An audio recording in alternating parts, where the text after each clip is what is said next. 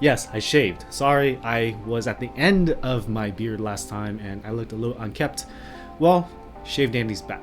Honestly, keyboards are getting kind of boring and the hobby is getting a little stale. You get a really good sounding and looking keyboard these days for relatively cheap, so what can break the mold? Well, I can't even hold this with one hand. The Nooir N1 is the most ridiculous keyboard I've seen in my entire life. A magnetic mounting, spaceship looking keyboard that feels like nothing I've ever tried before. Sure, with other keyboards we can throw some screens and knobs. Ooh, it's heavy and cold, this keyboard. I'm wearing shorts, it's getting hot in Southern California, so no pants. I mean, wearing clothing, but no long pants. So with other keyboards we can throw some screens and knobs and sliders and change the aesthetic. You know, Matrix is really pushing the boundaries with the aesthetic, but still typically some form of gasket isolation mount or a top mount. We've had some 3D printed mounts from Mode as well, but that's still mounting by squishing a soft material, essentially a gasket. Magnets, however, those seem to be a dream. I personally first saw mentions of magnetic mounting on Geekhack in 2020 or so, which seemed to be the gold rush of keyboards. We're getting ICs and group buys starting every single day, every single week. It was just non-stop. It was a great time to be a content creator, but in my opinion, anyone could loosely come up with an idea and it could end up as a group buy that hits the minimum order quantity because there was no supply for anything. And then with that, it becomes real. Or maybe it doesn't, maybe there's some kind of scamming, who knows. There was a lot of things that was going on at the time. Even actual literal children were running group buys with their business partner, also known as their dad or their parents. I specifically remember one kid that was trying to tease a magnetic mounting keyboard. He refused to show any details on this idea and just wanted people to just believe him and buy it. He was afraid that people would steal his concept. Keyboards, there's a lot of borrowing of elements, okay? Most of us thought that the idea wasn't actually fleshed out into something functional. He probably just thought to himself, well, if mounting is screwed in, what if we just make it magnetic? Later on, something more substantial materialized. Jay from Topcrack used design elements from his successful JO1 and JO2 projects to prototype a lodestone, a true maglev keyboard. He was using a gasket on the top and a magnet to push into it, creating a really unique cushioned typing feel. That was a missing element. You can't just have a magnet push the PCB and plate into the ceiling. It was an extremely exciting idea and I wanted to try it, but unfortunately the group buy never happened. It's just a matter of business. If you don't get enough people to buy in or it becomes a little bit too cost prohibitive, then you can't really make it. At this point, I thought the future of maglev keyboards was done for. Then came the Nooir N1, which is out of battery right now. That's what the red indicator is for. It's now 2024, so it's been many years since those first initial ICs for maglev keyboards. I didn't follow along the IC and development of this particular keyboard, but seeing it in hand, it's very fleshed out and it looks really good. It is a true magnetic levitation mount with brackets to keep from yeeting itself out of the case. And yes, this entire thing is the keyboard. Like, not just this part, and this part too. It's not just a keyboard on top of a large structure. It's all one piece. Let's talk about the aesthetic first. It's big. It is quite tall. You see how there's like two layers to it. Normally you would just have this portion, but there's another whole chunk here. It is a 75% keyboard with an extra macro column on the left and another like inch on either side to show the mounting system. This big chunk is mounting system couldn't just fit above or below the PCB. It's all around the board. The slopes on the side are very nice. Kind of have a cherry lip here, but it is a little bit sharper, so it kind of lends itself to the futuristic aesthetic. And there's a top right blocker for the LED. It's only white and red. Red is low battery. The entire thing does have perky RGB, but it's only white to be as bright as possible. There's no actually RGB, it's just Y. There's just lighting, okay? So with the cherry lip here, it makes it a little bit more functional, okay? Because it's 30 millimeters high, yes, 33, 0, it's kind of tall. You don't need a wrist rest unless you do put your palm on the surface of the desk. In which case, yeah, like anything beyond 20, maybe 19 millimeters is gonna be hard for you. I do hover my wrist. I kind of rest my forearm like this, and then I lift up my wrist that way. The typing angle is 8 degrees, so it lends stuff to that taller front height. All in all, this is peak bougie mechanical keyboard. It just looks insane. You would think something like this costs like $1,000, but we'll get into that in a second. Now it doesn't look too blocky because there's multiple level changes, right? So there's a middle piece that's magnetic, and then there's another level for the mounting system. And on the back, it's not a full thick block. There's a whole like air gap in here. You can kind of stick your finger in there, and then there's a PVD weight down here, custom rubber feet. It's a really well thought out keyboard, and it looks very intentional. On either side, we'll talk about the mounting system in a bit. The 3 pieces keep the magnetic assembly in place so it doesn't yeet itself out of the board. I personally do like the exposed internals because it looks very cool, especially with the tempered glass. I am a huge fan of having the internal showing because I'm an engineer and I'm a nerd. Just like watches, I love to see how they function. I do love my exposed back.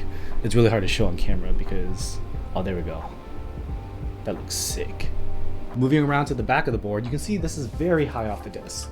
Look at that backside. Oh, can you see my eyes? Where's my eyeball? Oh, there I am. This is a big chungus for sure. So we got a seamless side, and it's just a huge block, dude. The huge gap on the bottom, I don't know how it affects the sound, not really sure, so we'll look at that in a second. It really illustrates the space theme of this version. This version is, oh my god, I'm about to drop it on my desk. Space theme, so you got the coating, and you got the exposed, anodized aluminum parts. It looks really good. Time to hold a 15-pound doggy, as well as review this keyboard. Fuji, say hello to the camera. Hello. Hello. Yes, you're gonna sit here. So we're not sure how it sounds acoustically, but the gap in the back fits my small hand, so I can hold this. Nice. The backside itself, it's very nice, a little fingerprinty, but we see different levels. So this is coated on top of anodized, so it's a very interesting finish. Pretty smooth, but I do feel the specs, and we got a weight on the back. It's kind of odd because I think that's upside down, but this is how it came. And we have some engravings on this portion. It looks nice. Yeah, we had to have some kind of weight because without some kind of stainless steel or brass weight, feeling light, can't be that quality, right? You gotta have the feeling of quality. So you gotta have big chungus weights, hefty, thick in the hand, then it's good for me. But I will say most people do not like coated finishes. So we got anodized here for sure, and then we have a coated finish for the case on top of anodization, and then 2 other materials on the back. So how does this work? I don't really know. Just kidding. It's called the Lucas suspension system. It has 3 legs on either side, right?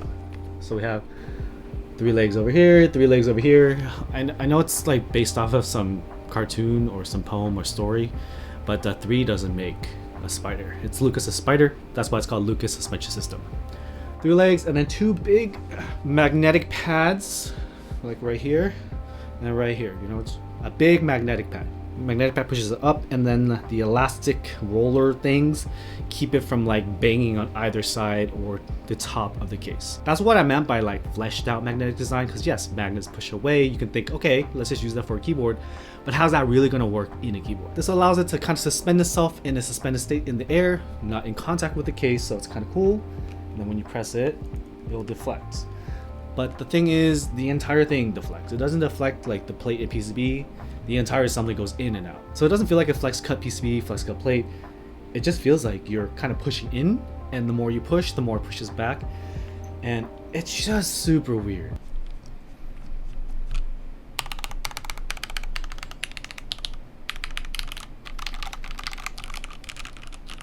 It feels very mechanical, but also a little bit organic because it's not a linear, grinding, stiff feeling. It's really hard to imagine. But it's cool. It's gonna be very different from like a gummy O-ring mount or a gasket mount, so don't expect that. But it is magnets. But I guess that's why this is so tall, right? Because the entire thing can go down. Oh, I almost crushed my finger. See how much deflection there is? It has to have space for the assembly. So it can't be like a low front height 17mm board. So I guess it makes sense. Still generally feels like a keyboard. There are definitely instances where you go too far into the deep end of flexibility, like 1.2mm flex cut PCB, flex cut plate, and then gasket mounting with less mounting points. Then the entire thing just like feels like typing on a trampoline, which some people may prefer. But for me, although I've typed very accurately on trampolines, it just gets very exhausting. Sound-wise, it's definitely on the quieter side of things, and that's probably because of the magnetic mounting.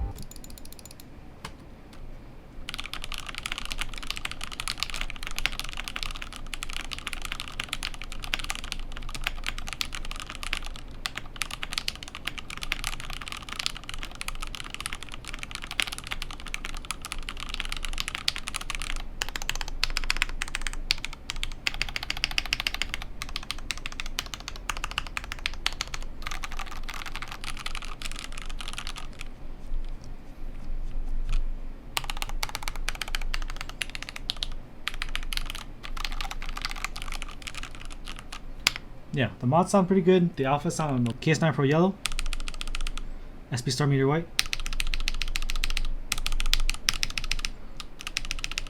JWK, MX Black. JWK is louder than MX Black.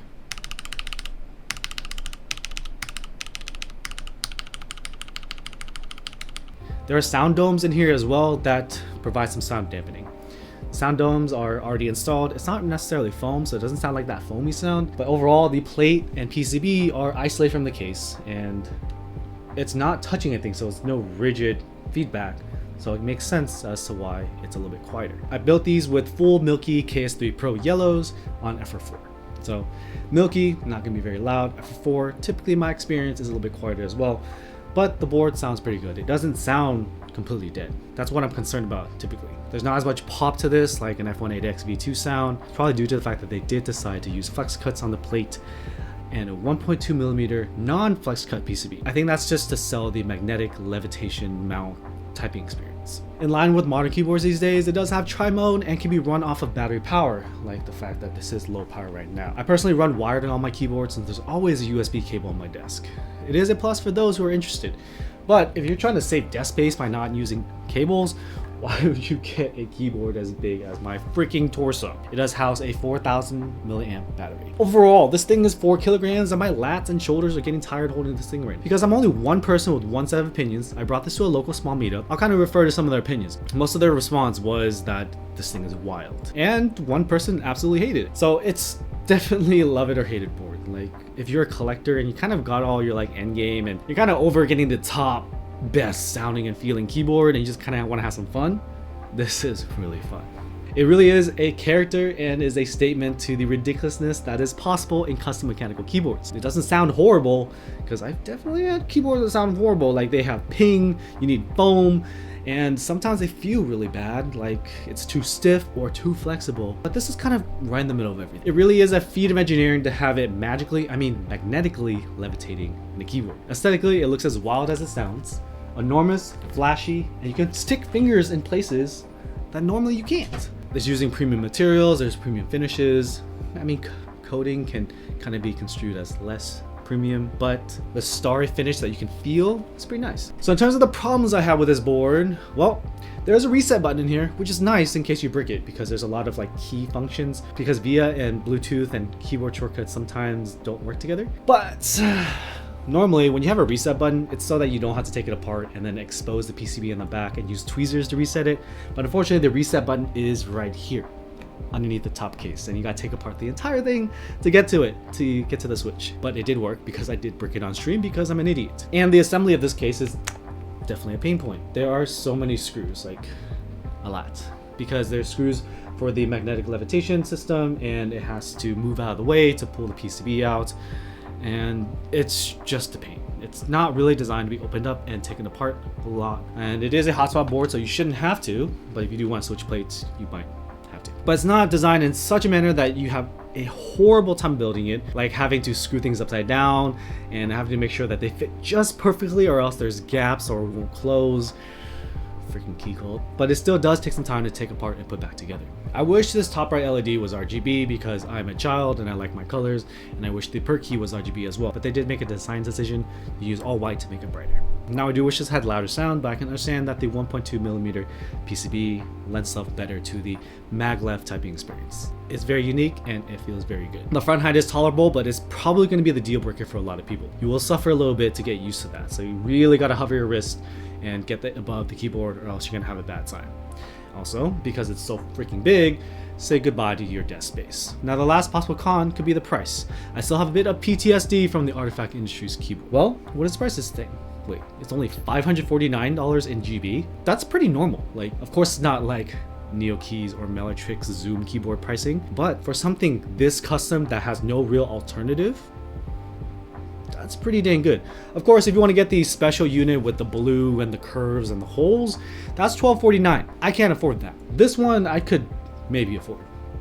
Maybe. It's not the cheapest price for sure. If you want a value keyboard, buy the keyboards I mentioned earlier, like anything from Neo, QK, zoom, Mellatrix, those kinds of things. Mode is also providing a lot of in-stock options, so you can go that route. There's plenty of options these days, like if something's too expensive or something's not your flavor, you don't have to buy it. There's plenty of ways to get great sounding keyboards. Would I buy it? Honestly, maglev is cool as hell to me. If I were a GB enjoyer, sure. This would be my one statement keyboard because I'd be like, dude, this thing is magnetic. Just push into it and you can see the internals. It's a great showpiece to put on the shelf. In terms of daily use, it's too freaking big for my use case, man. But if you're looking for eccentric statement keyboards, this is a pretty good one. I wouldn't go for a statement keyboard until I already have like one clacky keyboard, one deep sounding keyboard, and then maybe make sure at least one of those is a TKL or a TKL itself. Then get a little spicy with it. What do you think of the Nooir N1? Let me know in the comments. See you in the next one. Peace.